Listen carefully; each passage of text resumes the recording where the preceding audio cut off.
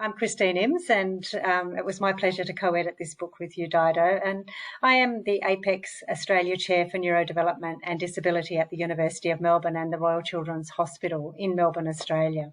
And I've got an occupational therapy background, and perhaps over to you to introduce yourself. Yes, good to see you, Christine.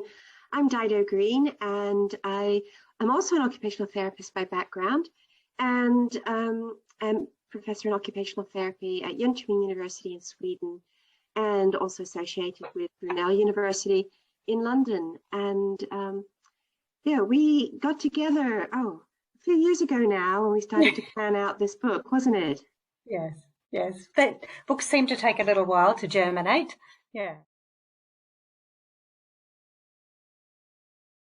Living a good life is being able to participate, and this book, I think, came from a perspective of what do we need to understand and be thinking about to support that everybody gets to live a good life, because I think that is about participation. It's interesting when we reflect back on why we thought this book needed to be written, Dido, and those conversations that we had about what should be the focus and what's the material that's needed in the field right now.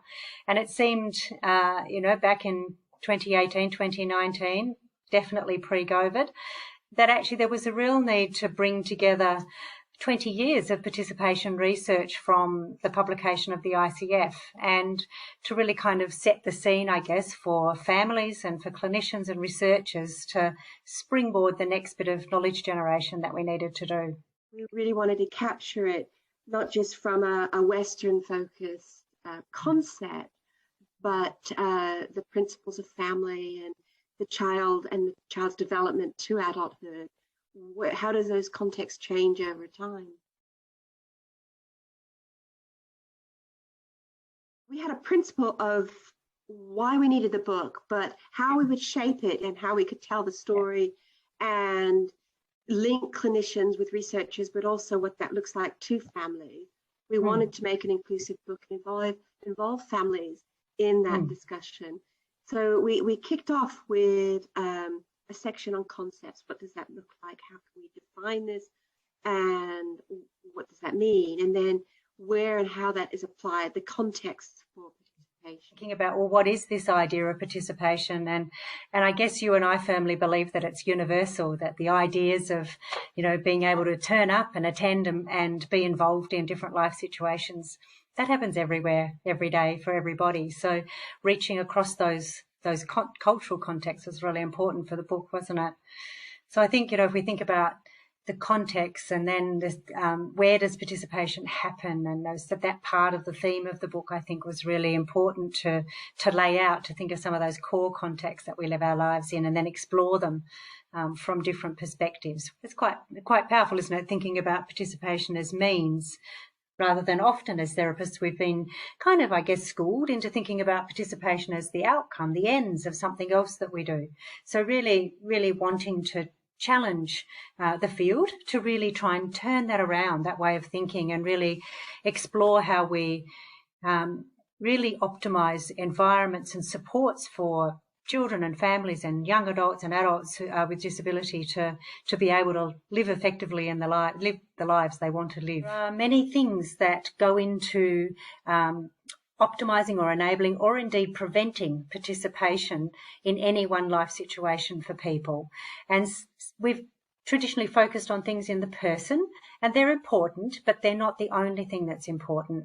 And I think the family participation related constructs really highlights that the environment and the context of the activity are really critical. And it's whether or not we're able to provide the supports and opportunities for people to be able to engage in their environments with the accommodations that they need to make that effective.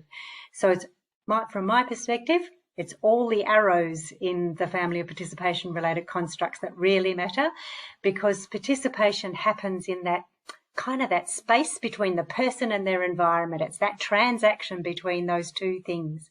And so really we want to look at what's happening, what is the exchange. So how does that help us going forward? I think it helps us frame up what we might focus our interventions on, and to not necessarily start with thinking about how do we fix someone's body. Participation's not about being fixed and normal. Participation's about being able to attend and being involved. Final section in the book looks at the future and where we should be going.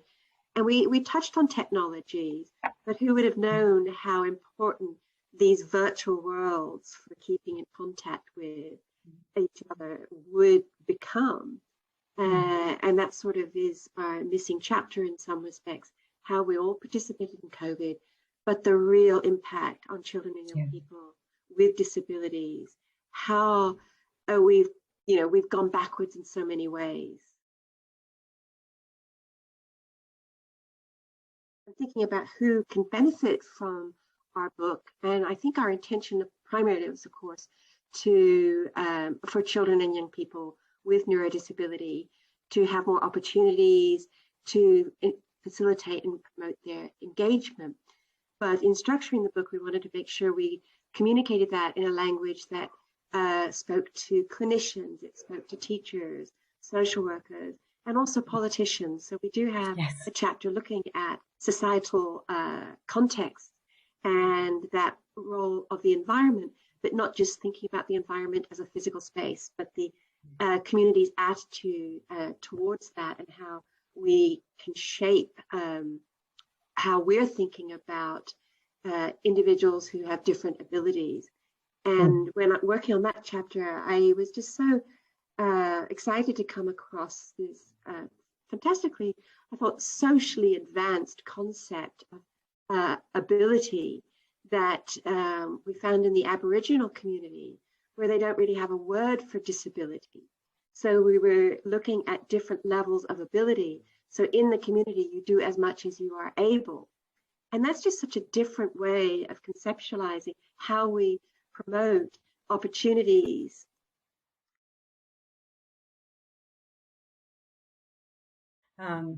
I think really rewarding and enriching components of the work was to reach out and seek the vignettes for the book, and that we were able to draw parents and young people and other professionals into sharing their experiences from the perspective of what is participation in the situation in which you are.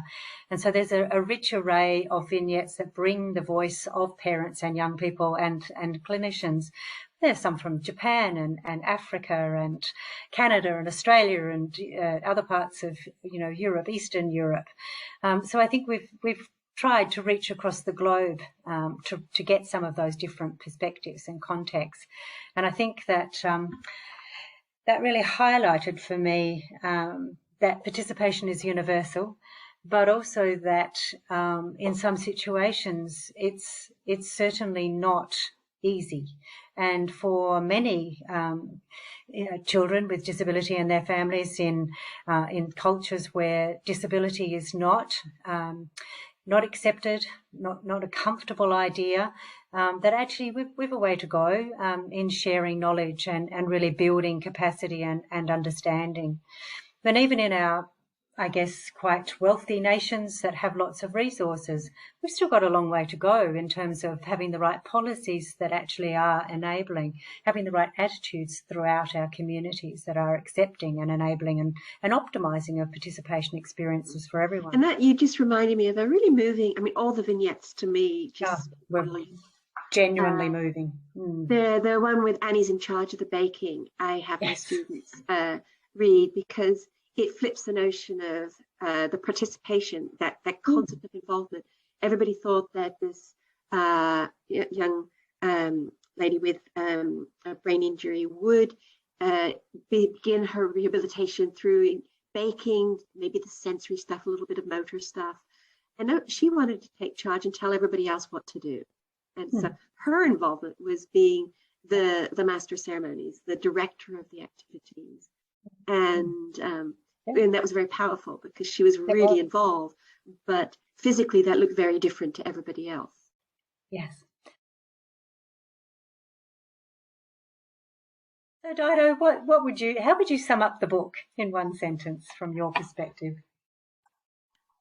I think it's a vibrant new approach to addressing a challenge and looking at it from multiple lenses to find a way forward for solutions rather than keep focusing on the problems, looking at ways to redefine how we work, how we think, and how we put into action those arrows. If we can think about the arrows and keep active,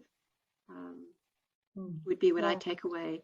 And I know my students, we put it into the curriculum and they enjoy reading the vignettes because there's something very tangible. They come from multiple perspectives, but then getting the theory linked to that or the practical tools to start with. But certainly it's not an end point, it's a beginning. And there's lots more thinking we need to do. And I totally agree with you that we've loads more research to do to really build our knowledge. I think the measurement issues are still there, particularly in relation to this idea of involvement.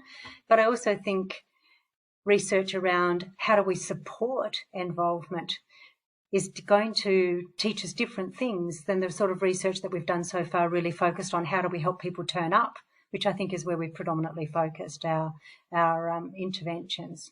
So turning up and being able to do the task is only one thing. Actually, this idea of involvement, my sense of involvement, my engagement and connection with the activity and the people or the situation, I think, how do we design really good interventions for that? Yeah, you've got an exciting event coming up.